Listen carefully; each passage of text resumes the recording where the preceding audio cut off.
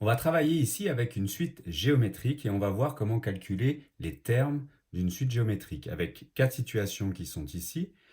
Très classique ici, une situation où on part du premier terme qui vaut U0. Deuxième situation très intéressante et très importante, attention, le premier terme ne s'appelle pas U0, il s'appelle U2. Ici, une situation dans laquelle on cherche à revenir en arrière, c'est-à-dire on connaît par exemple U6 et on cherche à revenir sur les termes du départ, c'est-à-dire en l'occurrence ici U1. Et très important aussi, très intéressant, cette fameuse question qui arrive très souvent, d'exprimer la suite en fonction de n, c'est-à-dire d'obtenir sa formule explicite. On va voir tout ça dans la suite avec la formule à connaître par cœur. Je vous donne ici trois formules qui sont très souvent vues dans les cours, mais je pense que sur ces trois formules, il ne faut surtout pas les apprendre toutes les trois par cœur. Il n'y en a qu'une à apprendre par cœur, il va falloir laquelle c'est la bonne qu'il faut apprendre par cœur, et selon moi, la vraie bonne formule, c'est celle-là. Les deux autres, vous allez pouvoir les oublier. Vous allez vous rendre compte qu'avec la troisième formule, si vous la prenez bien et si vous la comprenez bien, vous allez pouvoir faire toutes les applications et tous les exercices sans aucun souci. Retenez bien cette formule et vous allez pouvoir éliminer les deux premières. La première formule ici est trop souvent vue dans les cours et elle est très très très mal utilisée par vous en tant qu'élève. Pourquoi? À partir du moment où ici, on ne travaille pas avec U0, mais on travaille avec U1 ou U2 ou U3, il n'est pas évident du tout de se souvenir qu'ici, il faut changer le rang. Pourquoi? Parce qu'il n'y a aucun rappel visuel. Pour moi, cette formule, elle n'est pas bonne. C'est un cas particulier qui, finalement, ne sert à rien. Cette formule-là, elle n'est pas très bonne parce qu'elle pique un peu les yeux. Vous avez du U, du N, du P, du Q, beaucoup de lettres. C'est pas très concret. C'est un tout petit peu abstrait. Celle-là, je trouve qu'elle est parfaite. On va me dire que le zéro ici ne sert à rien au niveau du calcul. C'est pas faux. Sauf que le zéro qui est là est un rappel visuel. Je mets 0 ici parce que j'ai 0 au niveau du rang ici. Donc si je travaille avec U1, j'écrirai N-1. Si je travaille avec U2, je travaillerai ici avec N-2. Si j'ai U3, je mettrai N-3, etc.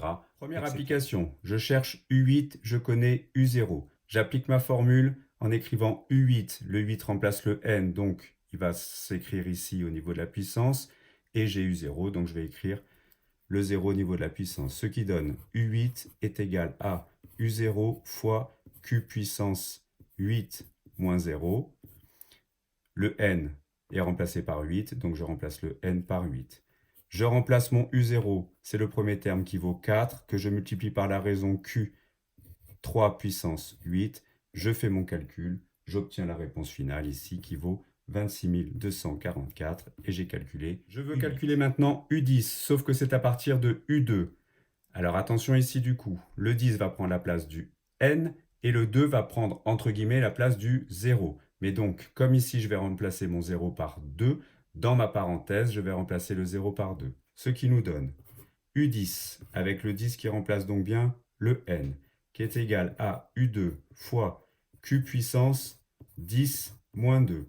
Je répète que le N est remplacé par 10, donc je remplace le N par 10 dans la puissance, et le 0 est remplacé par 2, donc je remplace 0 par 2 dans la puissance. Je remplace ensuite U2 qui vaut 3, ma raison Q qui vaut 4, puissance 8. Je fais mon calcul sur la calculatrice et j'obtiens 196 608. Si on cherche à revenir en arrière au niveau des termes, on veut calculer U1, donc le 1 va remplacer le N, et je vais remplacer mon 0 ici par U6, c'est-à-dire le terme que je connais. Ça donne donc U1 qui est égal à U6 fois Q puissance. Alors, puissance quoi? Le N, ici, est remplacé par 1, c'est ce que je cherche, donc je remplace mon N par 1.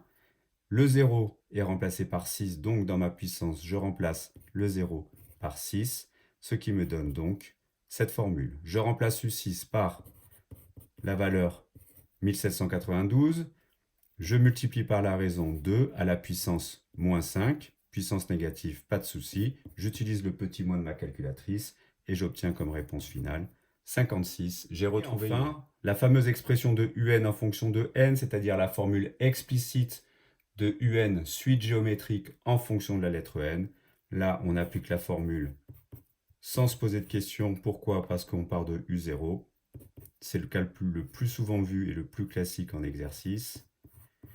Et pour le coup ici, mon n, je ne vais pas le remplacer, je ne peux pas le remplacer, je ne cherche pas à calculer U10 ou U20 ou U30, je cherche juste à exprimer UN, donc je garde mon UN, je remplace juste le U0 par 6, et ma raison q par 3, puissance n moins 0, qui vaut bien sûr n. Attention surtout de ne pas écrire 18 puissance n, c'est complètement faux. Vous n'avez pas le droit de multiplier le 6 par le 3, puisque sur le 6, il n'y a pas la puissance. La réponse finale étant ici 6 fois 3 puissance n.